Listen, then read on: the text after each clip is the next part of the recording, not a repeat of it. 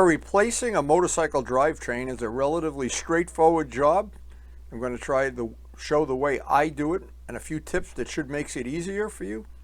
And you can watch this in full 4K. All you have to do is adjust your device. Today we're going to try to change out the chain on the MT09. It's got over 17,000 miles on it, and I'm going to try to show step by step without leaving out any steps. Relatively straightforward job. You should be able to do in your own shop.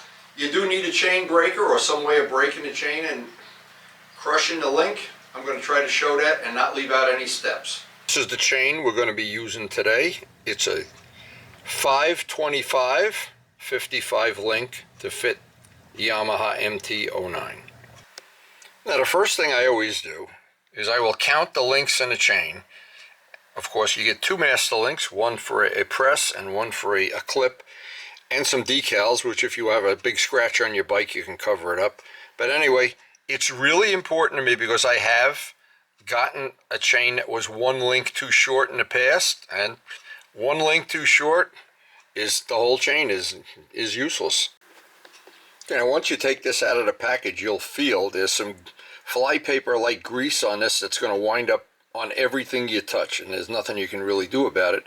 It's very good grease, of course, and that's what's greasing inside the pins when you put the final pin on. But I do want to count the links, and I want to make sure I have 55 before I cut the chain off the bike. That's always cheap insurance. Now, there is some useful information on the back of the box, but of course it's all in Italian, so I'm not sure that's going to be real valuable, but we've done this before. By the way, just kidding about that only being in Italian. It is in English underneath. But anyway, we did count the links. We do have 55. We have the correct master link that we're going to use, and we verified that it is a 525 chain. Now, it's very important to get the right chain, and that I put a little zip tie on there, and so I don't count the same link twice. Count every link, so I know that the chain I'm replacing it with, I've got enough links before I cut this chain off. Also, I want to verify that the thickness, a 530 chain is wider, a 520 is thinner. The chain on an MT09 is a 525. 55 links, 525. So step one is, there's a little mark on this. I don't know if you can see it, or if it's right there is a little mark. That's to line up the quick shifter. We do have to take the quick shifter off, and then we're going to take that side cover off. That's going to expose an area where the grease usually accumulates, and we want to clean that up before we take the old chain off. Now, if you don't have a quick shifter, well, I guess this would be a little different. This is an accessory quick shifter, and I've got to be real careful about a wrench just fits in there. I don't want to scratch anything up. And that bolt will come out, and we can just slide the quick shifter off. Now, with the quick shifter out of the way, we can loosen these two bolts, and that will allow that cover to come off, and then we can clean that whole area. Now, a lot of people, honestly, from time to time, I've done it too, just replace the chain without cleaning this, but I think it's always a good investment to spend the time, and it's really not that big of a deal if you're going to spend a day working on a bike. And it always seems like there's some shortcuts that may not be worth it in the long run. Well, I like to clean this as often as I can. Now, there is a third bolt under the hoses. You have to get that off, of course, or good luck getting this off. You'll break it. Anyway, there's 3 bolts total. They all come off with the same Allen wrench. Very easy. And the cover is off. Now, if you look inside, you can see we're going to clean this all up. Ordinary diesel fuel will be fine. I'm going to set up a little towel that I can just let that drip onto. And all these are the little rubber grommets. Don't lose any of them. Don't let any of them slip off. And when this goes back on, those hoses have to get routed right through there. So it's a real easy to get this off. And to be able to clean that up in there, it's definitely worth it to me. Now, this area here is always a mess, no matter what bike you have. I like to clean it up. It also lets me check the wear on the countershaft sprocket, and there's no hooking on that, so that's good. 17,000 miles, the sprockets should be fine. And some people suggest changing the sprockets and the chain at the same time. Well, it's not going to hurt anything, but this, I don't like to replace things that aren't worn out yet. This looks pretty good. So I'm getting in here with a stick, ordinary diesel fuel, and some compressed air. Clean that up as best I can. Spray some on the cover. And getting these parts clean is a big part of this job. Now, sometimes this one is really not too dirty, but sometimes I've taken these off if a bike hasn't been done, if you haven't cleaned this and the chain has been changed a few times. Now, you might be thinking, well, most people recommend changing the chain, most manufacturers, at 15,000 or even before. This is 17. I know people that go to 20. And it depends on how you maintain the chain and the quality of the chain, among other things. But in this case, 17,000, this was already starting to make a little bit of a funny noise. And all you have to do is when you're pulling up to a light, pull the clutch in. And if you have a chain with more than 15,000, you'll hear a funny little noise. And that's your indication. Might be time for a chain. And this is a Regina chain that I got from VladMotoWorld.com. And it's a Regina chain. These are usually pretty good quality.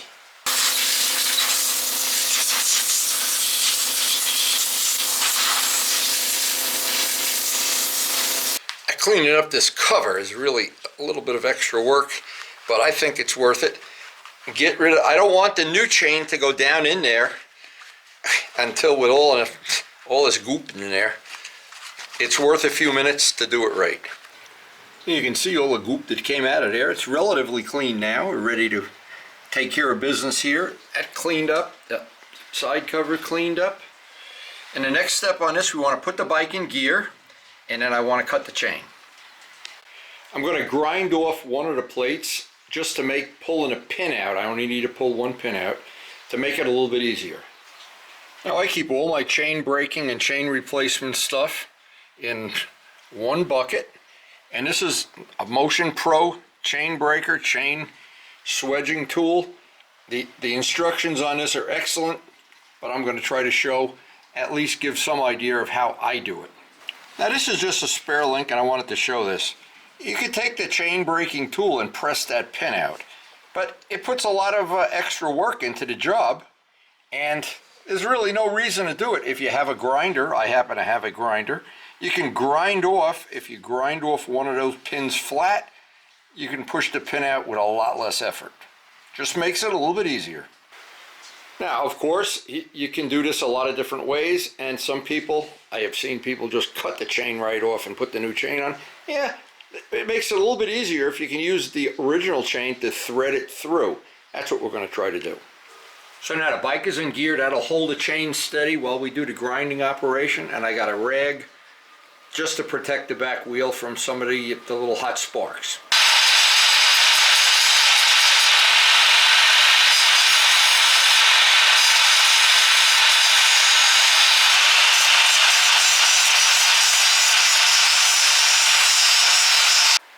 Now that will just make pushing the pin out that much easier.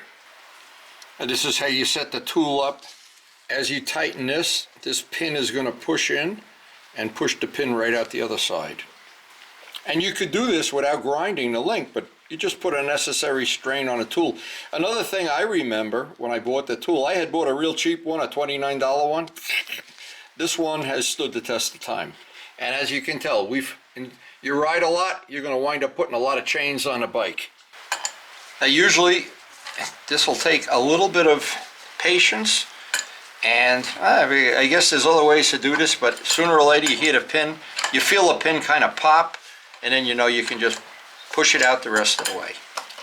Okay, so we pressed the pin out. It's somewhere on the floor, and now we just got to remove the tool, and one pin is out, and we could break that link. Now it's real handy now that we hit the other part of the chain. We can hook on here and just thread it right through, and this will just guide it through. But the first thing we have to do is loosen the swing arm and move it as far forward as possible. That makes it a lot easier, because otherwise we're going to get to the point where we're up here, and the chain because this chain is going to has already stretched the swing arm is further back, and then we'll readjust the swing arm at the end of it. Now once that bolt is loosened, then we can just let this axle go as far forward as possible. Okay, once we get this axle loose, we'll be ready. That's got to be free. We can slide this as far forward as possible. Now, the old chain is just conveniently threading this right through, right onto the sprocket. And at the very end, the two links should marry up. If they don't, the chain is either too long or too short. But in this case, we ordered the exact right amount of links. Or if you buy a chain that's model specific, you don't have to deal with that. And then we can just get rid of, right now, the old chain. Now, once I take the fake link off, this is not the one we're going to use, I can see I got, luckily, if the chain is exactly the right one, and that's always a good idea to check that. Now I need to get the new replacement link, make sure the O-rings are in exactly the right spot and that they have plenty of grease on them, and get that part pressed in, and that's the biggest part of the job is over. Now something I like to do, and it's not necessary, it just makes it easier for me, is I put a couple of zip ties on this because, again, the swing arm is loose. We're as far forward as we can go.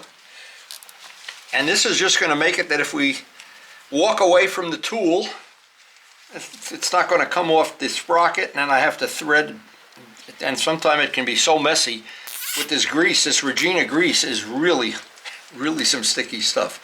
Anyway, that's just a little thing I do. Now, I got to make sure I have the O-rings on both sides, and you have two choices. They have a clip one, which I don't like. I would rather have the one that with part of the Motion Pro tool, it puts that little pinch on the end of it. And that's really, the Motion Pro tool really does that very, very easily. I'm not sure I can really show this, but this is the old worn out chain, 17,000 plus miles. You can see there are tight links. This is relatively no wear on it. That link there is almost like a brand new link. But here's what happens if you check them. You'll come across some that are really loose, and some of them, wow, some of them, there's a lot of play in them. So there's nothing you can do about it. Chains don't wear exactly evenly. There's a link that's really almost stiff, and that's why every time you lube the chain, you should always check. Once a chain gets tight spots and loose spots, time to replace it. Now, I'm not really sure I can show this. Let me show it with a raw O-ring. There's a little, let's see if we get it focused in here. That little detent, that has to go that way. If you put them in backwards, it's not really the right way to do it. Now, what that does, that lines up with the other side of the chain. So that has to go in. Now, they do give you these that you can use to set the clearance of. I haven't found that necessary because I do mine with a micrometer, and you need to have an O-ring obviously on the other side, but this side now is ready to press in. Then we'll put the two O-rings in, again, in the correct way, put this plate in, and then the next step is to press that plate in, and there's a special attachment for the tool that does that. I'll show that. It's the part that has to go in there, and that sets up the tool. Now you can press that plate on. All that tool does is just press the plate on, and you have to make sure the two pins on the opposite lengths of the chain are in those grooves. Now, once that's pressed on, it's this dimension that's critical. Now, you could use those little springs that they give you. I don't know, I'm not crazy about that way of doing it, but what I do, I get a micrometer and measure this, and get this as accurate as possible. I don't want to overpress it, because what happens is you crush the O-rings, and if you leave it loose, now the last thing is we're going to dimple this. There's another part of the tool that's made just for this purpose, to put a dimple on that. And that's the part that gets screwed up against it. This holds the back, and that puts a nice dimple on it. And then the final thing, we'll double check with a micrometer we got the right thickness on the chain. And a dimpling tool, pretty self-explanatory. You have to do each side separately, and that chain is installed. Now, next step, a normal chain adjustment. I'm going to move that back. Of course, check the notches, make sure we have an inch of play, and we'll be ready to put the side cover back on. Okay, the chain is adjusted. All we need to do is tighten this up, put that side cover on. Now I'm just making sure I don't have any tight spots, anything funky. That's the right amount of play. We're in pretty good shape. Side cover next. Now, of course, what's important, I don't want to disturb that wiring too much. I want to capture all these tubes in here. And for sure, getting the first bolt, the one that's hidden by the hoses, be a good idea to get that one in. Get that torque down first. But then setting up the quick shifter with that little notch, kind of self-explanatory. That is one final step. I try to wipe some of this excess grease off, even though it's almost a hopeless case. I don't want to use any diesel fuel, just using up some old rags, because it all winds up on the back wheel after the first ride or two, and there's pretty much nothing you can do about it. So you just got to bite the bullet. But get some of it, or I don't know how much of it you can really get off. This is really some sticky grease. Anyway, this whole job, I don't know what they charge in a motorcycle dealer, but I don't think there's any part of this job that an average motorcyclist can't do himself. Save the money, take the pride in doing it, and at the end of it, at least you know the job's done right. Well, it was a pretty straightforward job. I don't think, that, again, there's any part of that that's a real high-tech thing. But again, when you consider what motorcycle dealers charge for labor, and sometimes they do the job, but it's not exactly what you want. I'm real happy with this. I hope I haven't left out any steps. And I apologize to the people that say the videos are too long, but it's more important to me not to leave out any steps.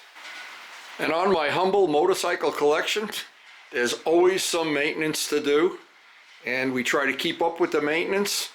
And these bikes, especially the older ones that I've had for a long time, and even the new ones, keeping them up right up to snuff is one of my passions of motorcycling.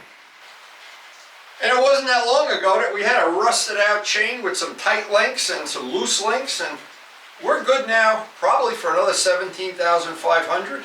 I'm hoping that, as always, we get a lot of riding days. I love to wear things out. I love to wear tires out, chains.